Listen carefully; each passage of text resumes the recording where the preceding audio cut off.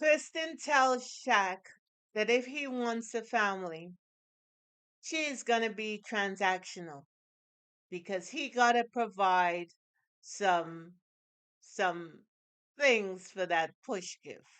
And that includes a house and a Lamborghini, How much is a Lambo? a lot of cheese.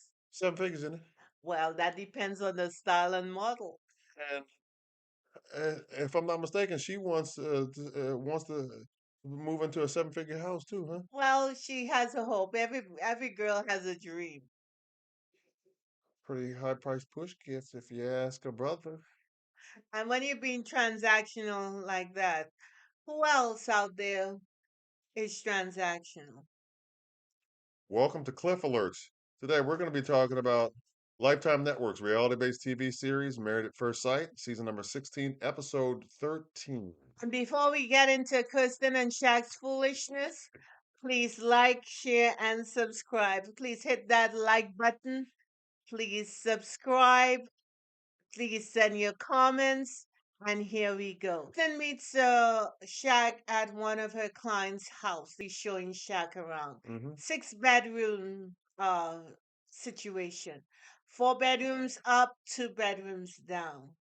Um, and they fantasize with each other about owning a house like that. Kids from the neighborhood coming to the house. Great vision board situation. Absolutely. Fantastic. Yep.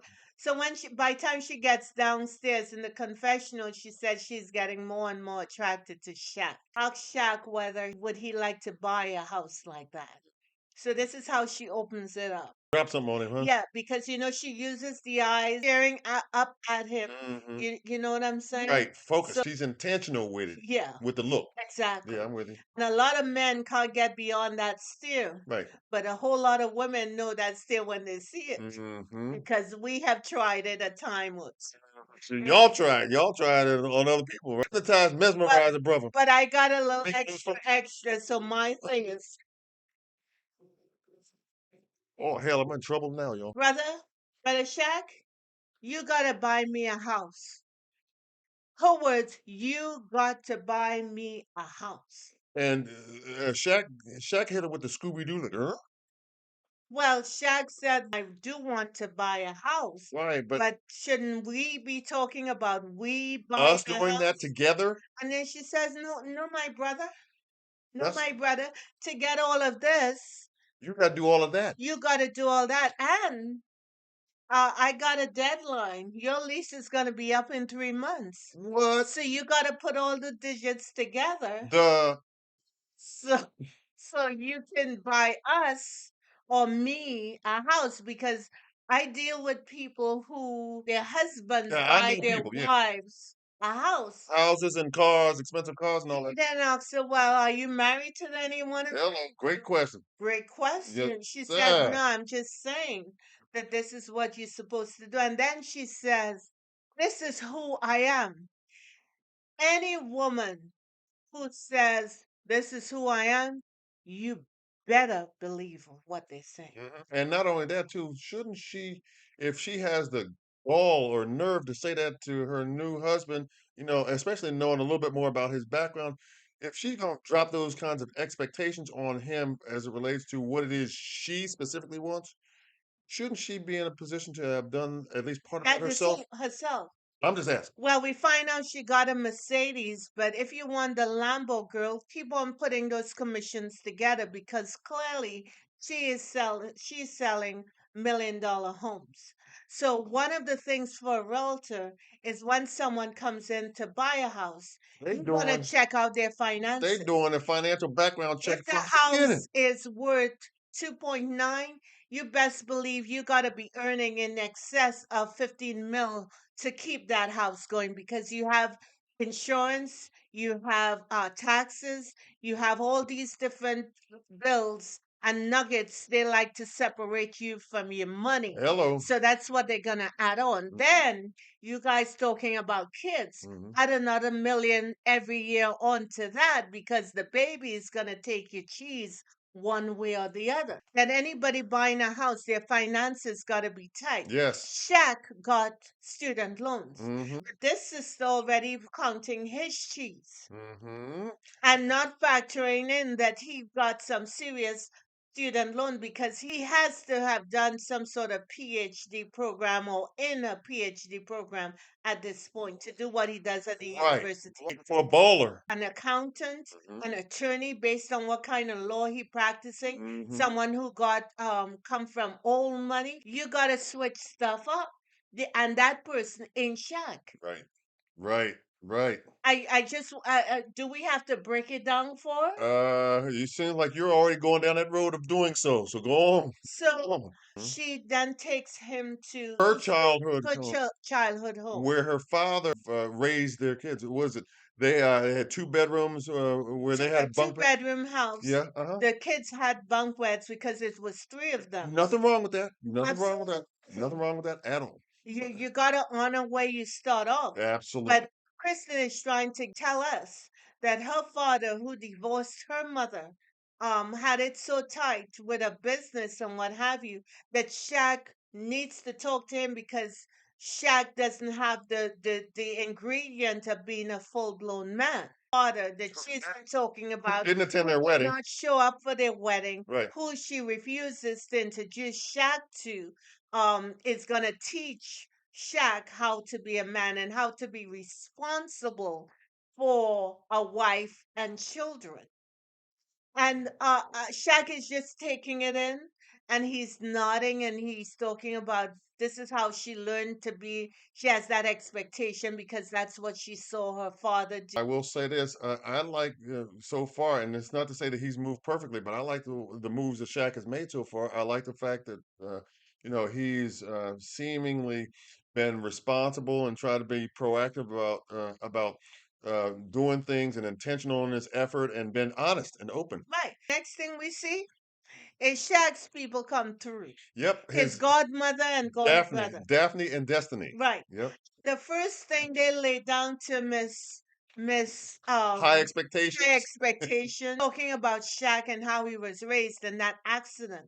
He said that everyone ejected from the car. tangled in barbed. Barbed wire. That's why he has the scar on Right, his head. right. And they were in the hospital for I think 2 weeks, and they weren't allowed to see each other. Imagine how traumatic that is. You're in a hospital, wounded, and you don't know what happened to your And family, you survived. and you survived that. Okay. His goddaughter started breaking down that Shaq has always been responsible. And He's the youngest one, but has always been responsible. he's been an organizer, and he always makes sure that he does what the family needs. Having like Christmas breakfast Right, and going to games and right. doing all this other stuff to keep the family going. He's self-motivated, extremely hardworking, blah blah blah. She just concerned about someone having his back based on what you do as a realtor and you encounter people, men who may be financially capable of purchasing a home for their wives.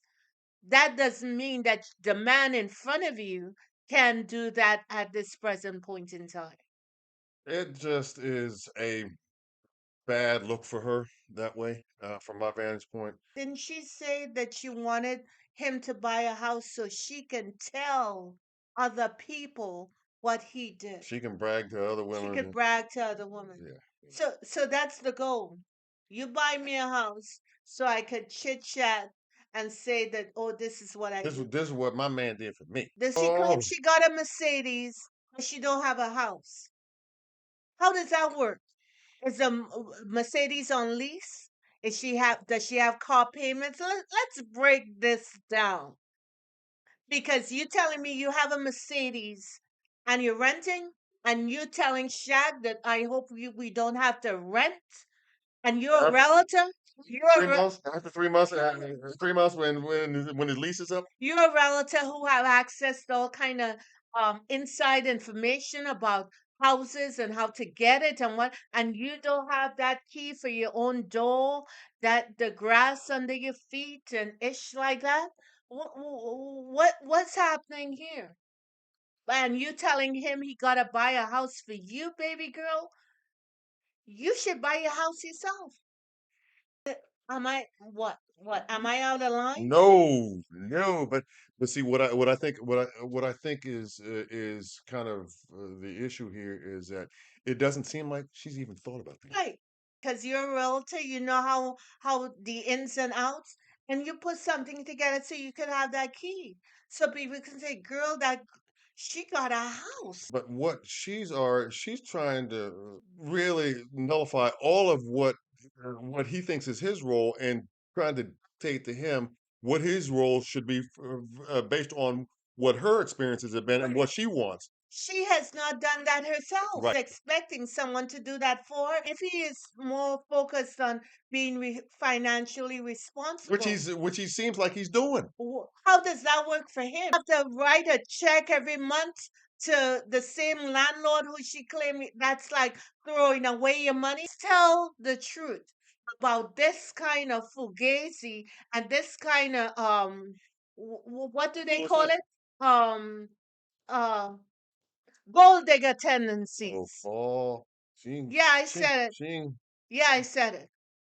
Because if you can't do it for yourself, you don't have the right to expect somebody else to do it for you. thank you very much. Well, If you want to go further and you join with someone who could partner with you, there's a blessing in that. Then you don't have to tell your man, you got to buy me a house because that is a gold digger tendency. That's someone who is not focused or care about person's financial well-being at the time when they meet them. That's someone who is more interested in meeting a high baller who could roll with that nonsense, use you for a time or two, and then move on because pretty is every day of the week. hello. And that's how those guys think on that level.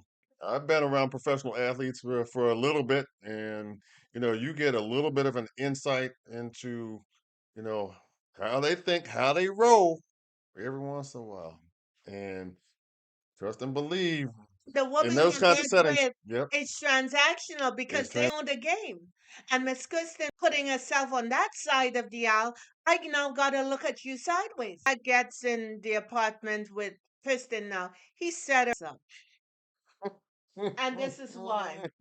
This man deals with kids every day, call it coming into mentor college young men, and actually, not kids. mentoring them to succeed Young and men. find the path that will garner the best success. Correct. He starts off in the kitchen. She is eating a salad, and you could tell that she doesn't want to engage him in a conversation. He is talking to her, and she's focused on a salad.